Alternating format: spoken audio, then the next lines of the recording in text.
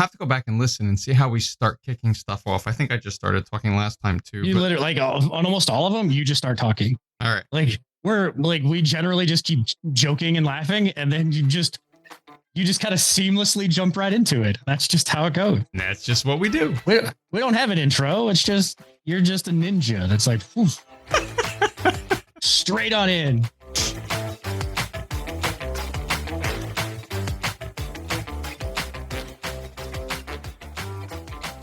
You mentioned last week juice hacking, and I didn't know the word.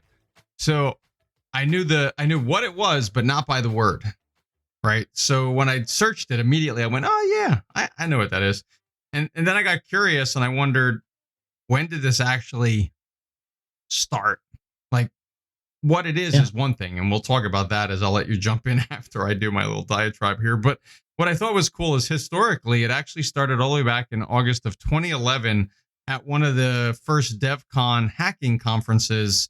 They offered free charging stations for all the mobile phones. And when they plugged them in, they were getting warning messages that cautioned people of this problem as kind of a way to make them aware of how easy it was to, have this happen to your phone. I thought that was really cool.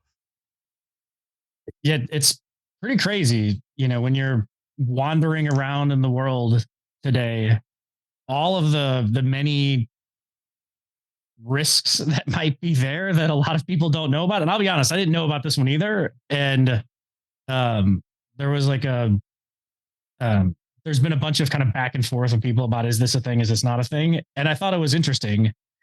And as I was like walking through the airport last week, it just popped into my mind because I needed to charge my phone. That's like, oh, well, should I charge it here or not? Like, is this really a thing? and so I started to actually look into it, but it's pretty wild. Like, going back to that conference where it's like, it's just kind of came out of nowhere of, hey, if you charge your phone here, someone could just steal all the stuff off your phone. Yeah, or put malware on or anything else. So for everyone else who's not sure, and you've probably already searched it, but juice hacking is basically through a USB charging device. So if you're in the airport and you plug in your USB cable into one of the charging stations there, or you're in some other location and now you're seeing those charging towers and somebody offers to give you free charging, so you put it in their tower, you're actually giving them, or you could be giving them, access into your phone. Well, and that's, there's always the funny comment of if you don't know why something's free or you don't know what the product is, then it's you. Yeah. And I mean, for electricity, I guess maybe that's not necessarily the case, but it is pretty interesting to see how that kind of goes together. And, because there's, it's pretty crazy because if you're charging into there, the really in the the background, there really shouldn't be just a bunch of electric things, but the fear is that somebody has somehow compromised this station, and so it's more like you're plugging it into a computer, correct, and not just plugging it into a wall socket where it's just kind of charging your phone. Yeah, and I mean, this is to a point that the theme we had for this show, where it was everyday security risks, right? It wasn't these once in a blue moon or these really crazy off the wall. These are like everyday things that probably happen more often than we realize. And the fact that this could happen anywhere, this could happen in the coffee shop you go to. The other thing I found interesting is this could happen if you don't really know someone and they offer you power from their power block. Yeah. Right. So I could have, and I'm carrying around an emergency power block and you're running out of power and I'm sitting next to you. And, oh, yeah, sure. Just plug into my power block. Well, if you don't know me, theoretically, I could also be installing something to your phone or stealing data, or, there's a host of different things that come from it. Yeah. I saw someone refer to these things as like the toothbrush method. And it's like, would you ever use someone else's toothbrush? Like, no, probably not. And so, like, if whether it's these cables or whatever else, like, you don't know what's in there, so you don't know exactly like what might happen. And Yeah. really, the to me, the kind of the most like scandalous part of what might happen is really the malware stuff, and how kind of the man in the middle attack almost of like as you're starting to it can install something on your phone, and then for into the future, and you're not going to be aware, it could be stealing information as you're accessing it through your phone and then just writing that out to something else. Yep. Yeah. It's definitely something that you would never even you would have no clue it's happening. Right. Yeah. And the interesting thing is, so we talked about that conference and where they started to, warn people that this might be a thing. And then the FBI and the FCC came out and said like, hey, like this is actually a problem. You need to be concerned with this because this is totally possible. And there's been this fight back and forth about, is this actually a problem that you should be concerned with? Or is this a thing that you shouldn't be concerned with at all? And that's actually why it's come back up, is because all, like you said, all the way back in, what was it, 2011? Yeah. That this first came up. Earlier this year, in April 6th, the FBI actually came back out and said, hey, like, you should avoid using, they had a tweet that came out as April 6th. Like, avoid using charging stations in airports, hotels, and shopping centers. Bad actors had figured out a way to use public USB ports to introduce malware, monitoring software on your device. Carry your own charger and USB cord, or use electrical outlets instead. Right. Yeah, the electrical outlet is actually the best and easiest way to protect yourself. It's your equipment plugged into a regular outlet. Yeah. And, at that point, I guess, like, where do you draw the line? Because if you believe that someone has fiddled with this electric tower that's going to add something to your phone, they could honestly do the same thing to a wall outlet. If you're plugging it in USB, like not your little brick, right? Well, Because there's plenty of those outlets now that have USB plugs. Yeah, then those could be probably built up and hacked the same because they don't need a lot of room. Electronics are pretty small now. Yeah. Yeah. But the interesting thing is that some of the pushback from other people around how this isn't a thing, and we're actually looking at a going through an article on Slate around, it's called free public phone charging, FBI warns bad actors. But they brought up a cybersecurity company, a person from the cybersecurity company, and they straight up said it just doesn't exist. There isn't much evidence that shows that juice jacking is a widespread problem, but it still remains a security threat. But wow, I can't talk today. A real security threat. Cup of coffee, I guess, right? You need more coffee. I need like 3 more or not as much. I don't know. Whatever it is, the levels just aren't quite right. But it's they talk about it as a concept that could potentially work, but it really comes down to more why, like why and how. Like if you're, airports, as we all know, are a pretty regulated thing. And how are you going to be able to go in and start to dismantle one of these charging towers without someone noticing? Right.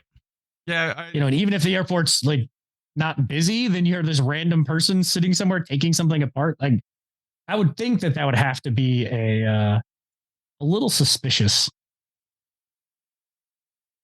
Yeah, because especially an airport or something else, right? There's so many cameras and everything else.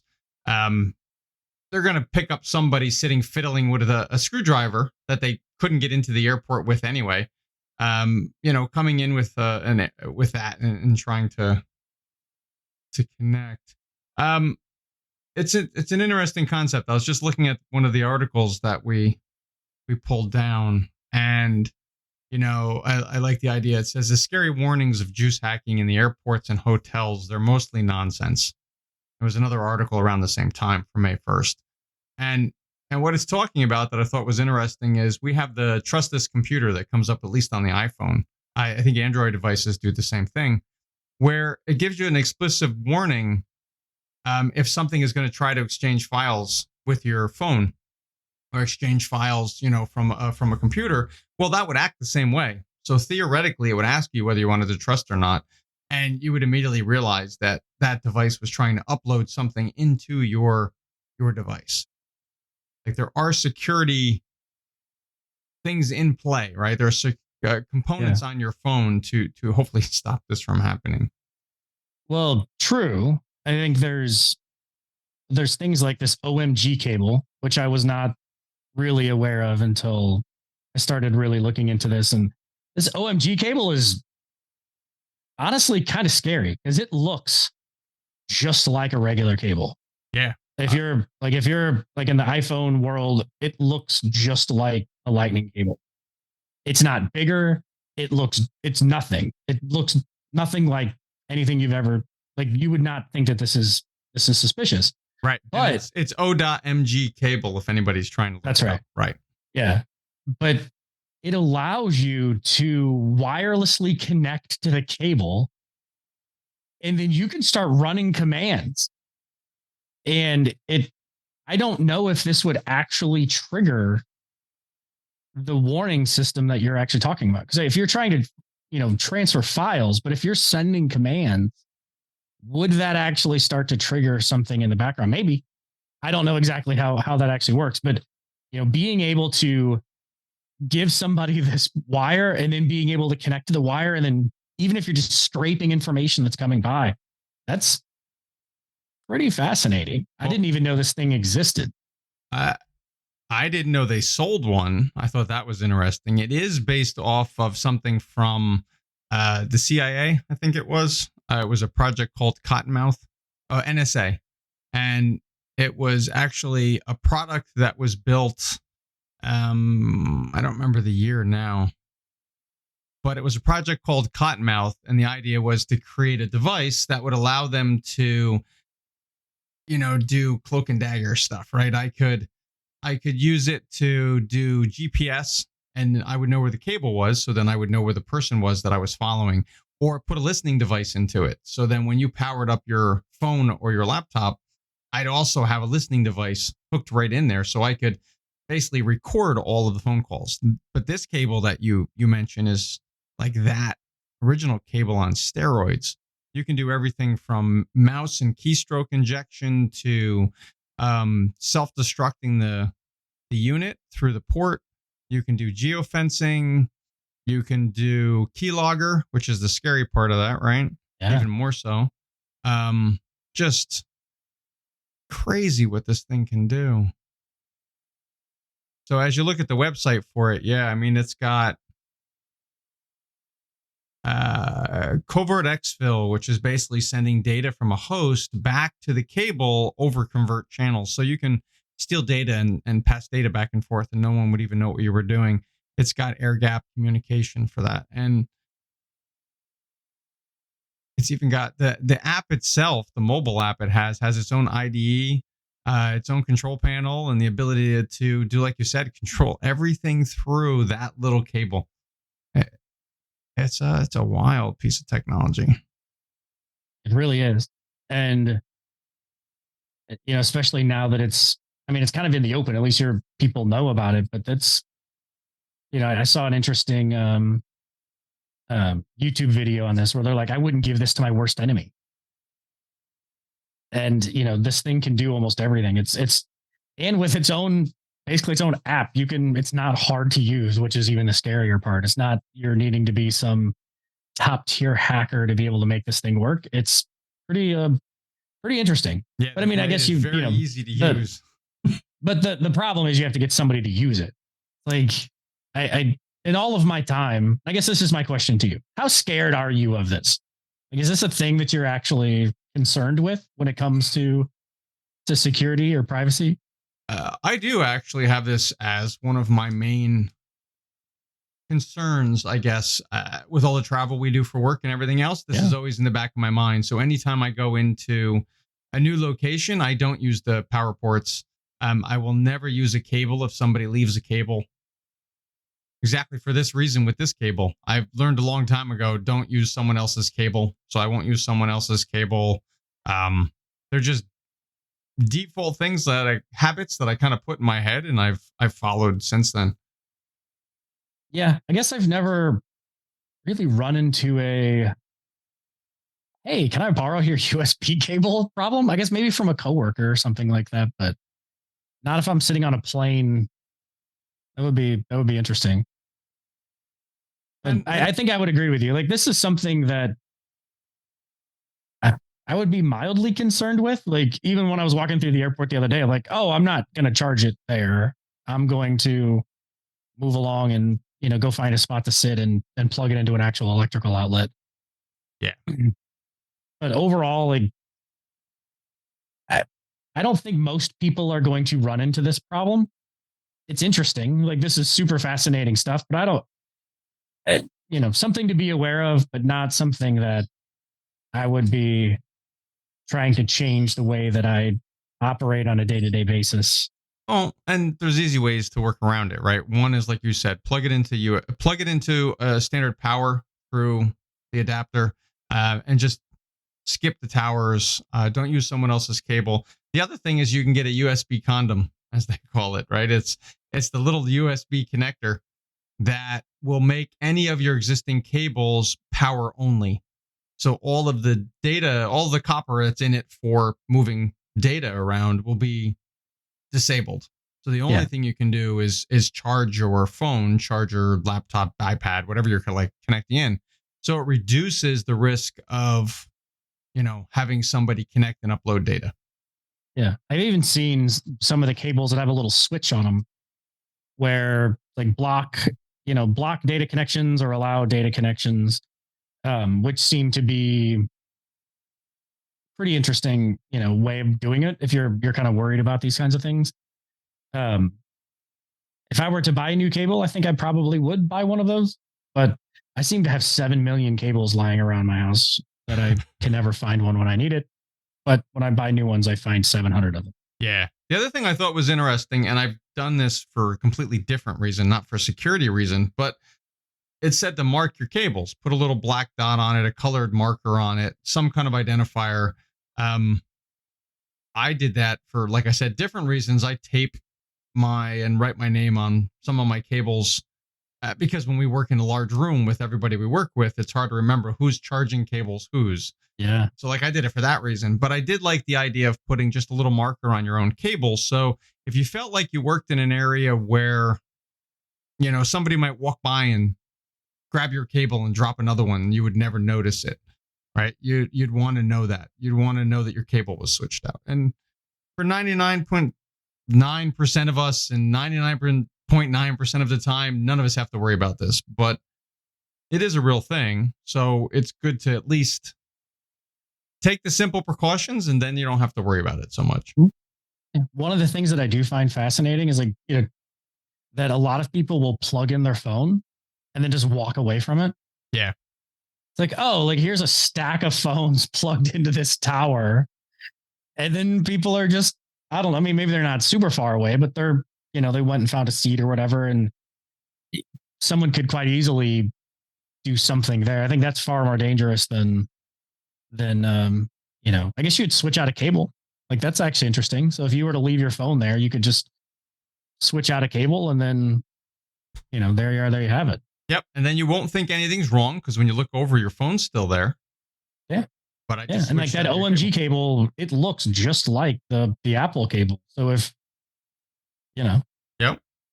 I guess from a hacker perspective, that cable is $180. And so are you going to get $180 worth? Yeah. I mean, I guess if you actually can make it work. Well, think about it. All I need you to do is log into your bank on your phone while the cable's plugged in and I'm recording. And now I have your username and password. And before you even figure it out, I'm going to go in and I'm going to get what I need or do what I want to do. So that $180 cable gets pretty cheap if you happen to have a couple $100 or $1,000 or, more money sitting in your account. What's the minimal you can take out digitally? Like $2,000 a day or something. So I can at least get $2,000 for it. Yeah. Yeah. And that's, I guess from a hacker perspective, it's not a bad day's work. If you're, a few grand from, just kind of sitting in the airport. And if you do that to multiple people, no good. And you would never be aware of it, you know? The other one, and maybe we'll go different in our original outline here, but your point of leaving the phone in the corner, which I see way too often, and I can't do that comfortably. I don't know how people do that, but you had mentioned an interesting story to me the other day on smartphone theft. Yeah. Now, we all worry about having our phone stolen. I lock my phone and have all kinds of security things. We now have the facial recognition. We have all these other ways of making sure you can't open the phone theoretically. You can watch a couple people online that show you how to get around that security. But right, that's supposed to protect us. But you had an interesting story of that not being the case. Yeah, it seems to be an ever growing problem of, you're getting your phone stolen, and sometimes you can even track it. Like, oh, well, using, the Find My Phone or whatever, and it ends up on the other side of the planet. And now the interesting thing is that they're starting to come after people. So there's an interesting story. It was on this is actually from Australia, and we'll drop the links in the show notes. But it's entitled "Woman Threatened After Her iPhone Was Stolen and Transported from the U.S. to China," and it talks about how they were at a concert in Nashville, and the woman lost her phone, thought she had it in her purse, and they could watch, they started to follow it, and they watched it kind of move around the city, right, into different areas, and but it never stayed long enough for the police or anything. I don't know how engaged they were, but I was gonna say, I don't know if they're really engaged, and I'm cynical about that, because when my stuff got stolen in San Francisco, we could see where it was, and it wasn't moving. Like, they left it on, and you could see where it was an iPad, and you could see where the iPad was, and they didn't do anything about it. They weren't going to. They decided, hey, just use your insurance and get a new one. Like, they didn't care. Yeah. Well, a little side note about that. I have a friend whose trailer was stolen, fairly sizable trailer. He found it. He knew exactly where it was, and they wouldn't do anything about it. And not only that, they told him that if he did anything about it, he would be prosecuted. Right. And it's like, well, hold on a second, but that's my trailer. I can tell you exactly where it is, but that's a whole different problem. Yep. But back to the iPhone story. And so, they watched this iPhone kind of, float around the city, and then all of a sudden it just went completely dark. Well, after a few days or whatever had gone by, it shows up, and it's now in China. And not only that, they start getting threatening messages from a random person, right, threatening them, that says, that they're going to come after them. They're going to come after their family, that they know exactly who they are. And if they don't unlock the phone, that there's essentially going to be consequences to that. And one of the quotes, one of the quotes in here is like, "I hope you don't ruin your happy family because of an old mobile phone." And it's like, all that's really scary stuff. And they're threatening them to go in, right, and have them remove the phone. Real, right. You don't know if this is a real threat, or is it just a threat to make you scared enough to give them the ID to get into it. That's right. Because the interesting thing is they actually can't get into it. So if you've ever tried to, you can reset a phone, you can do all of those things. But if that phone is tied to you in your Apple ID, they can't open it. And the only way they can open it is if you go in and remove your device from your Apple ID. And that will essentially unlock the phone. So what they're trying to get you to do is to, they don't have any of your information. They can't. Right. There's nothing that they can get from that phone, that how they actually, they have an Apple ID that somehow they can figure that out, but they don't have any other information other than that. But what they need you to do is either give them the passcode to get in or to remove your phone, remove the device from your Apple ID, which will unlock it. And so they're really, really coming after people and with really, really threatening messages to try to get them to bow down. Yeah. There are some third-party tools that they say, like IMEI unlock services, which is International Mobile Equipment Identity Number, and they say if they can change that, then they make it appear like a different device and supposedly can get into it. The other one I thought was cool I was looking at was the ability to create a server in between that and the actual Apple servers so that you can try to trick the device to think that it's connecting to Apple for validation, but it's actually connecting to a private server that's manipulated it in a way that it makes it think it's connecting, and thus can also send an unlock code and allow you to get in. Now, are these things real? I don't know, but they seem to be able to call people from their phones or text them from their phones, or at least get enough information from the phone to do like you just said. Yeah, they sure seem to, and I'm not sure exactly how they're doing this kind of reverse lookup. Oh, like But here's one here. It says China to unlock stolen phones and resell them is unlockmaker.com. So they're saying one of the tools that they think they use is a site called unlockmaker.com. The website offers a free iCloud unlock service claiming to remove the activation lock or the locked to owner screen from the iPhone, iPad, or watch.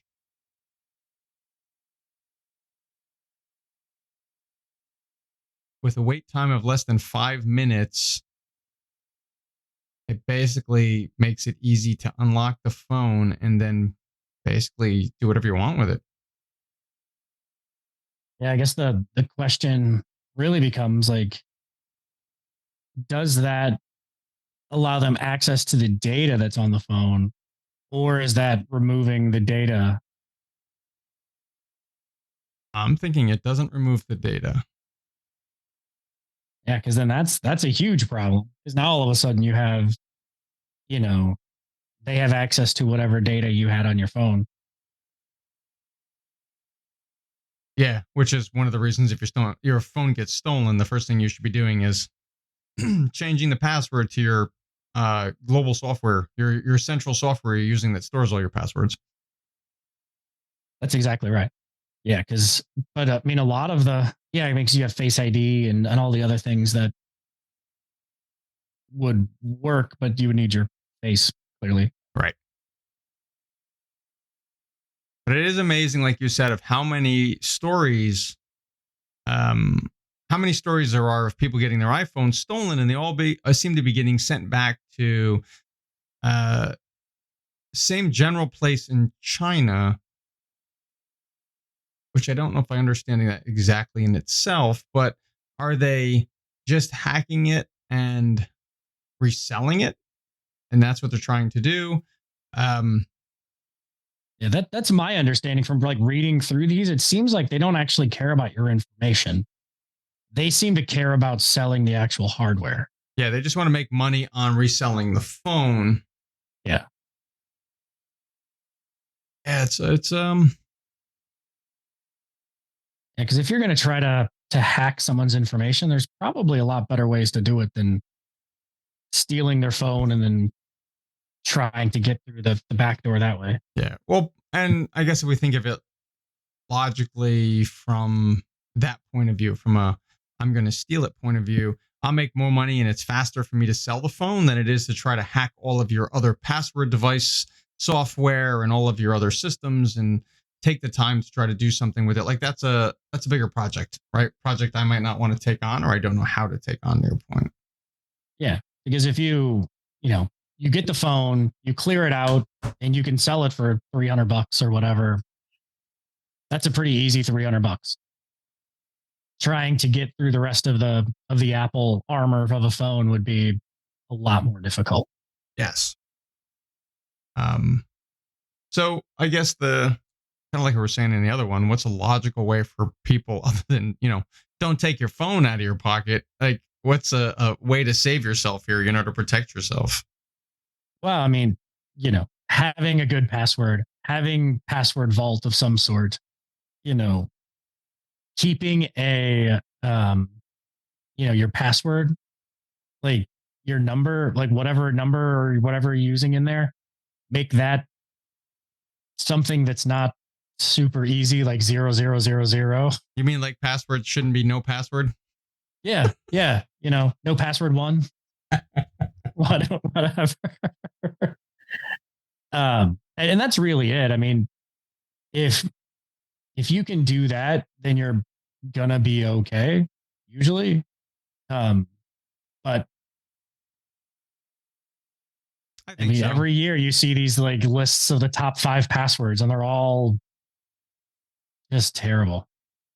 And you said it, and I've said it a couple times now, but it's one of the best tools I think out there is pick up apps like LastPass or 1Password or one of these tools, and make your passwords hard, and then let the tool make it even harder for all your other passwords. That way, you also have a unique password to every system, and it's helping you to basically secure and maintain all of your different access points, all the different things you use, whether it's your bank or your home, your, anything, right?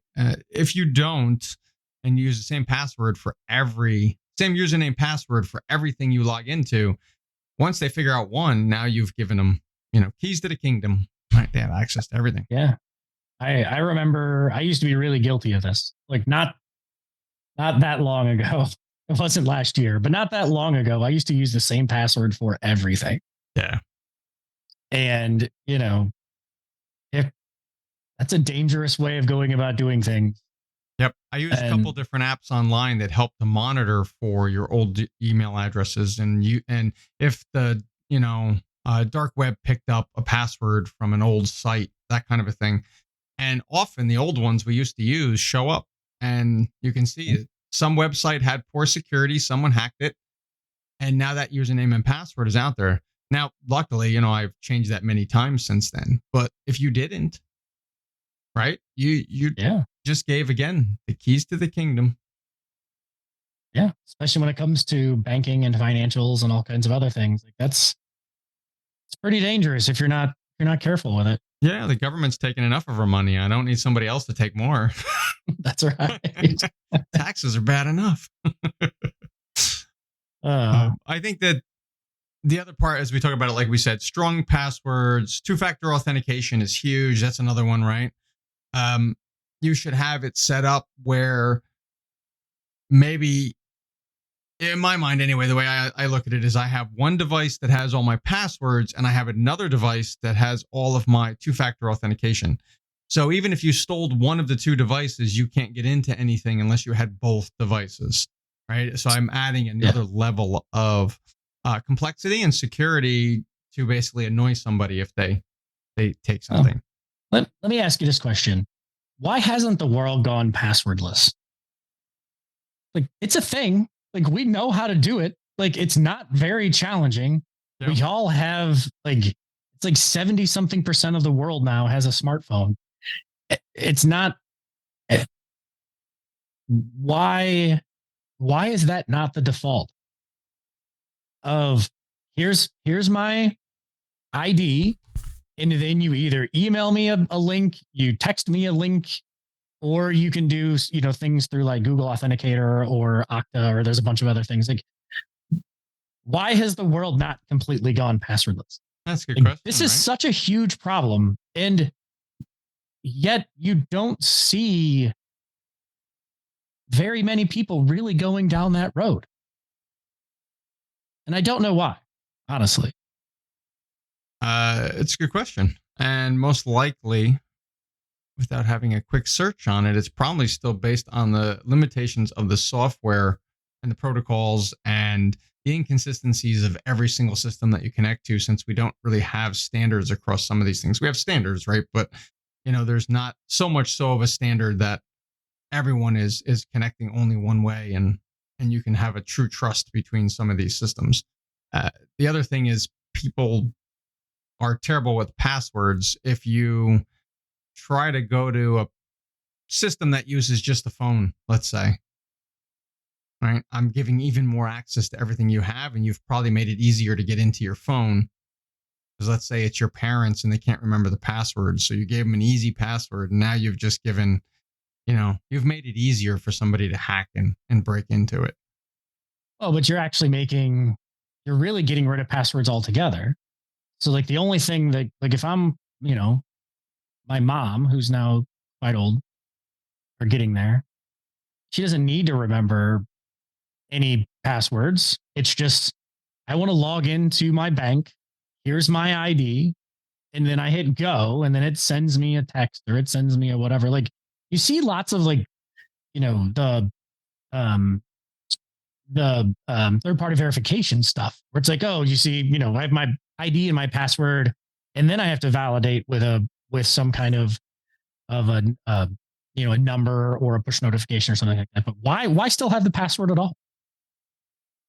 Yeah, but I guess again, it's in my mind, it's the consistency of the tools I'm using and the trust. Remember, we had the tokens. You could have the token to plug in your laptop and carry around different secondary tokens for two-factor authentication. Now we have biometrics, right? Kind of like I do to go to the airport, right? Clear at the airport is awesome, and it does it by eyes or fingerprints, and it knows it's me. So now your phone is working on doing the same thing. So that should theoretically go down that passwordless authentication format. But the other thing is, do we even do it from, I guess, a possession fact, right? If I have the phone on me, then you trust that I am who I say I am. Or do I have a chip in another thing I carry? Like, a card, like it's in my driver's license or something. Like, but when you steal my wallet or you steal my phone, it breaks the security. Right. Then why don't you just put it in your hand? Yeah, I'm not doing that yet. Now we're going down the digital angel road. Like, yeah, I don't want to chip in my neck. I don't really need to be monitored that much. Yeah. But it's pretty fascinating. And I think that's something that, it's a problem we have to solve. But how do we actually go about solving it in a meaningful way? Yeah. Because if you can remove the ability for people to steal your password, then you clear up an awful lot of problems. Because then it's like, okay, well, you need my hand or you need my eyes or my thumb or, my phone. You need to be able to hack my Gmail account and have my phone, or whatever. Like you need more information from more places. And it goes down the distributed road, really. Yeah. Where like, you have your monolith and everything's inside of there and it all works fine. But this is really just distributing it out where it's just harder to get into.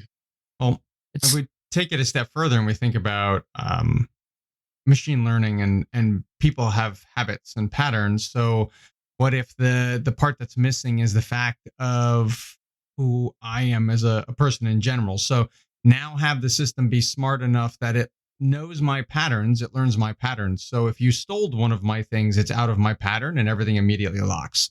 Then you have the problem of when you go on vacation or something else, and like you have to remind your security that you're actually somewhere else. But that was the old problem with a credit card anyways, if you traveled and didn't tell your bank, right? Oh, so bad. I go back, this is like circa 2014 or 2015, and I was working for a company, and every other week I was traveling to 3 or 4 different cities where I would spend like, I'm going to go to Orlando, and I spend a day in Orlando, and then I go to Atlanta, and then I go over to Mississippi, and like as every other week. And at least once a month or more, it's, oh, nope, credit card shut down for, fraud, bank card shut down. Yep. Like, because it was just, I'm everywhere. And it just completely broke their algorithms. And I begged them, I'm like, please just stop trying to do your fraud detection on my account. Yep. Like, I beg of you. I am so sick and tired of standing at a Panera Bread trying to buy lunch and it gets declined. And then I have to stand there on the phone with you for 30 minutes trying to tell you that I actually am a human. Yep. That I actually do travel this much. Oh, so frustrating. But that's where having more of an adaptive authentication process in that would actually be kind of cool.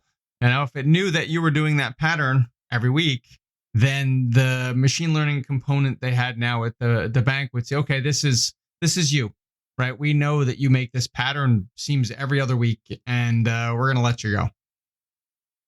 That's right. Yeah, because it's all about risk identification and mitigation. Right. And I think a lot of things are moving towards that because we're getting quite a bit smarter when it comes to those kinds of things. Yeah. Very rarely now do I ever actually have a problem. And we both still travel quite a bit, but I'm generally now in places for more than one day. Yeah. Which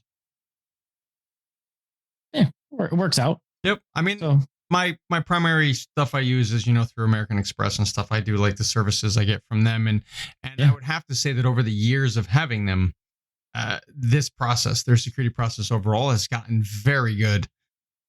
And I don't have to call them. I remember calling once to tell them I was traveling, and they're like, yeah, you don't need to call us anymore. We got you. You're good. And their system is good.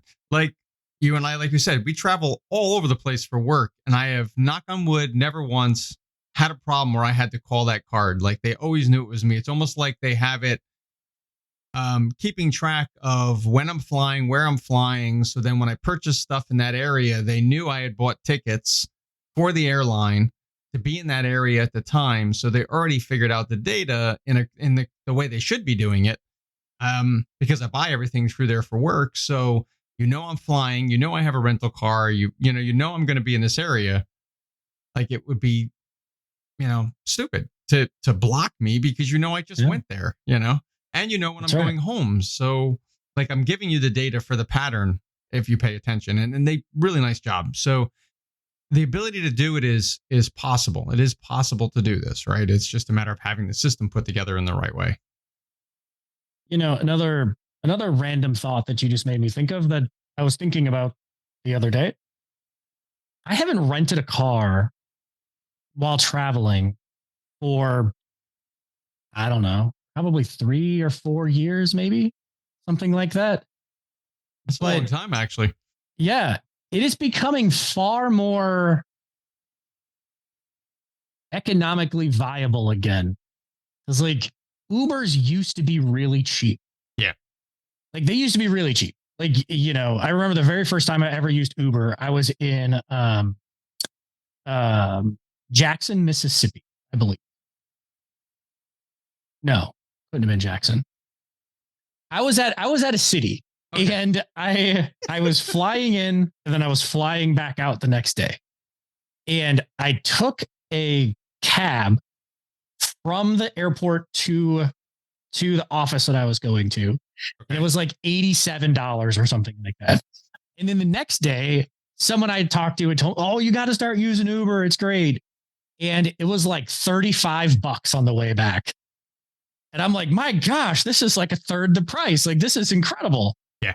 And that's been the case for the number of years. Well, the price of Uber has gone way up, or I should say the subsidies that Uber's been providing have gone way down. So the prices have gone way up.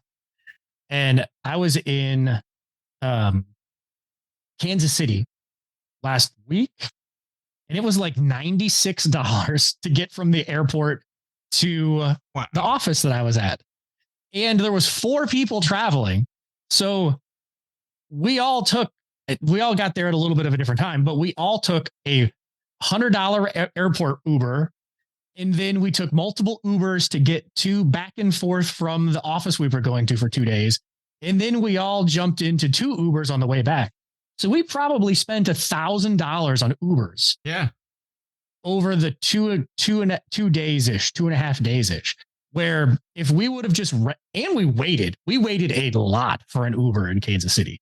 But if we would have just rented a car, we could have spent probably $300-ish. Yeah. And saved a bunch of money, time, and effort. Yeah. Like, unless you're going to New York City, I'm bullish on car rental companies, because people are going to start making that exact same analysis to go, it used to make no sense to rent a car. It is starting to make a lot more sense to rent a car. Yeah.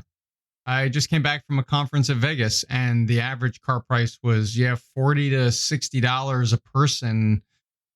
Because again, we weren't waiting for each other at the airport. We were all close enough. We probably could have. Somebody would have been waiting an hour or so, which sucks. But you could have theoretically got a rental car and just picked most of the people up if everybody, planned. Takes a little bit of planning, but to your point, it would have been cheaper in the long run. It's not cheaper. It's no longer $10 or $15, $20. I haven't seen that in quite some time. It's gotten out of control. Like the last time I was in New York, it was like right on the edge of like walking, where I was trying to go for like dinner back to my hotel. Like it would have been a long walk, probably like, I don't know, a dozen streets or something like that. But it's like, maybe, I don't know. But it was like a $30 Uber. Wow. And it's like, wow, it's just gotten pricey. It's a very valid point. You're right. I don't know why. That's a good question. Well, it's my understanding that and Chris's opinion of how things happened in the past, so please take this with a grain of salt, but it's just my understanding of how this actually works, is you go back 10 years ago or so, Uber was trying to get started really in a lot of different cities, and they were getting lots and lots of funding, and they were using a lot of that funding to subsidize the costs of Ubers to make it look significantly cheaper than a cab. Yep. Because you had to change people's patterns. Yeah. And perception is reality. So if you feel it's super cheap and you're getting this great deal, you're going to stop looking at rental cars altogether and cabs. That's right. Yeah. And, I don't have to try to stand there and hail down a cab in New York.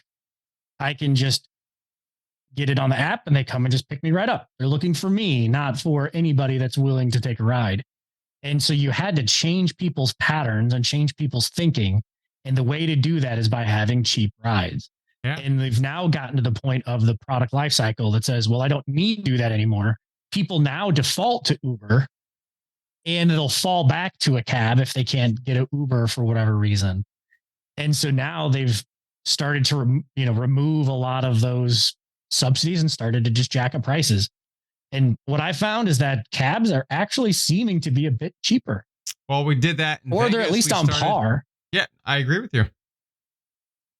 We in Vegas started grabbing the cab because the cab was right at the front door every time. I didn't have to wait for the Uber. Now the POS system that's in the cab is very easy, so I can use a credit card. I don't have to have cash on me, which was one of the problems in the past, right? Is cab, you might need to have cash on you or you didn't trust the POS they had in the back that they were actually, truly going to charge you what they were supposed to charge you. It was still making people nervous, where for some reason, jumping into an Uber and doing it on my phone, I felt comfortable. But that's changed. And the cab was costing us $12, $15 to go, $20, Yeah. Yeah. Very good observation. Well, crazy. The world just keeps it changing. But really, yeah, that was nowhere on topic with the everyday security threats. But so I'll bring us back. So just for fun, right? Is now if I want to track you in that car as you're going, right? I could use a little device called an AirTag. That's true. You could. How do you actually feel about these things? Like I don't own one and I've never have. I find them creepy. I would agree with that. I don't own one. I haven't found a use for it. I no longer lose my keys because I put my keys in the same place every time. So I don't have to find my keys. I don't have My wife tries to convince me of that. She's like, you're always losing your keys in your wallet. Put it in the same place every time and you don't have to worry about it. And I just can't. No, I put it in the same place because I kept doing that. So I agree with your wife. It's the only thing that saved me from, losing it every 5 minutes. I like the idea behind it because a lot of people do lose their stuff, right? And the examples they give online, if they say, watch where your luggage is going when it's in the airport, things like that. That airport knows where that luggage is better than an AirTag is going to know where it is. At least if you're on Delta. They do okay for me though. I like Delta. Everyone else, I don't know, man. I've had some sketchy situations. Delta I'm okay with. I've actually switched back to Delta from American Airlines, and they both do well, I think, in my mind. But Delta's treated me nice lately, so the Delta app is by far the best app in all of airlines. Yes. Not that I'm biased, but it really is a really great app. Yeah. The thing I was curious about, and I was wrong on, was when did the AirTag actually come out? Because I feel like it's been around forever. And I think it was only like 2019 or 2020. It's not that old. April 21? Yeah. April 20th of 2021. And I looked that up just before we were going to chat. And I was like, oh, okay. They tried to do it in 2020, but they kept having delays. Well, and it's also hard to remember that the iPhone's only like 10 years old. It feels like so much longer. Yeah. It feels like it's been forever. But yeah, and to me, like, you know, the problem with the AirTag originally was that you could just drop it into someone's purse or into their pocket or whatever, and you can just track them. And like, they don't know. You could stick it on the bottom side of their car, like, yep. And you could track them and not really. No one would be none the wiser, which is where I really think that kind of the creepiness comes from.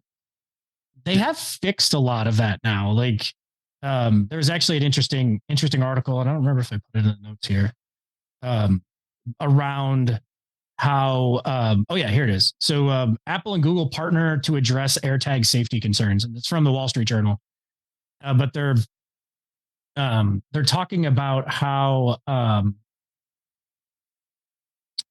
sorry, I gotta hold, please. I have to sign in. But they're talking about how, you know, people are very concerned about this kind of tracking where, you know, and so what can you really do about it? And the thing that they're trying to improve is being able to like use your phone to say like, hey, something's following you. Right. Like there's an AirTag that's, you know, or something like that it's following you. Like we're not sure why, but it's following you. And I think that makes me feel a lot better about it than I did originally. But I don't know. I still find it creepy. Like the best word I can come up with is creepy. I agree with you. And I feel like I've heard more stories of it being used in a nefarious way instead of people telling me of a great use for it, for, you know, everyday use, for some use case in my everyday life. Yeah. Well, and it's either malicious or like almost like a sideshow where it's like, oh, you can track your luggage while you're at the airport. All right, doing it for some okay, silly test, right? Yeah. Yeah, like that's interesting, I guess. Like, you know, do I get frustrated when I lose my keys? Well, yeah, sometimes, but maybe if I learn enough to put them all in the same spot, I want to fight. Like an AirTag is not really it's gonna help, I guess, but I don't know. Yeah. I think it beeps now and it does some other functions or to try to let you know that it's not your tag and it's in the vicinity of your phone. Because one of the things technology wise, one of the things that's kind of cool is all of our phones assist, even though we don't realize all of our phones assist in the process. And if the tag is close to me and my phone is picking up the data and relaying it back to your phone. So all of our phones build basically a giant grid that we're helping with all the features and functionality that we have. It's not like my phone is trying to reach, you know, far away. So like, where's my iPhone functionality? I have set up with certain people, so we both see each other, and we did it on purpose with each other so that if something ever happened, you could find the other person. If, you know, God forbid, you know, it's that kind of a situation where you're like, wow, somebody just got kidnapped. I got to find them, you know, like it's a great functionality. What people don't realize is it's not just my phone connecting. The way I understand it is the grid of all the phones and all the locations is how they're able to do very fine-tuned location awareness, right? That's right. well, it's the Find My network on Apple, Right. and everything uses it, and they're triangulating its location based on all of the different phones that are around it. And so if there's multiple phones, just like GPS works, is my understanding. Where it's like it's sending out through, low energy Bluetooth. It's sending out stuff saying like, hey, I'm here. And this is when I sent this message. And so now you can use that time from multiple different things to be able to triangulate where this thing is. And if you're close enough to it with like your iPhone, so like you can do precise things. And so now it's pretty interesting to be able to kind of, follow it through and be able to walk right to your phone and say, it's right there. And, fascinating stuff. I don't know. I still think it's gimmicky, and they're kind of expensive, which is the other thing. I didn't even look up the price. Yeah. I think it's like, oh, I know I'm going to be totally wrong. I think it's like $150 for 3, something like that. Yeah, I don't see a use for it. I mean, it's bad when the Wikipedia page says that the applications of use are check for your luggage and stalk people. Yeah. Okay, so I was wrong. It's 1 for $30 or 4 for $99. Okay, it's not terrible. Again, what are you using it for? Right? And I think the prices come down. That's because nobody's buying them, probably. Yeah. I would love to know if anyone who's listening to this with us today has one and actually uses it. And what do they use it for? Because to our point, I haven't seen a valid use case where somebody's like, oh, I have to have this and I must use this thing. Yeah. Yeah. I don't know. Maybe it's one of those things like if I bought it, I might find it more interesting. Who knows? I don't know. Don't track your wife. She'll beat you up. That's right. Well, this has been fun. I think getting to a little bit deeper into some of the, just kind of the weird kind of things that come up every day and things that you should be concerned with or maybe not so concerned with. But I thought this was interesting. Yeah, it's a great conversation. I know there's a couple other topics of things you and I have gone through, like public Wi-Fi and some of that, and maybe on a next episode we'll dive into some of those. Absolutely. Very cool. Thank you, sir, as always. Yeah, it's always a good time, man. Cheers. Cool. Cheers.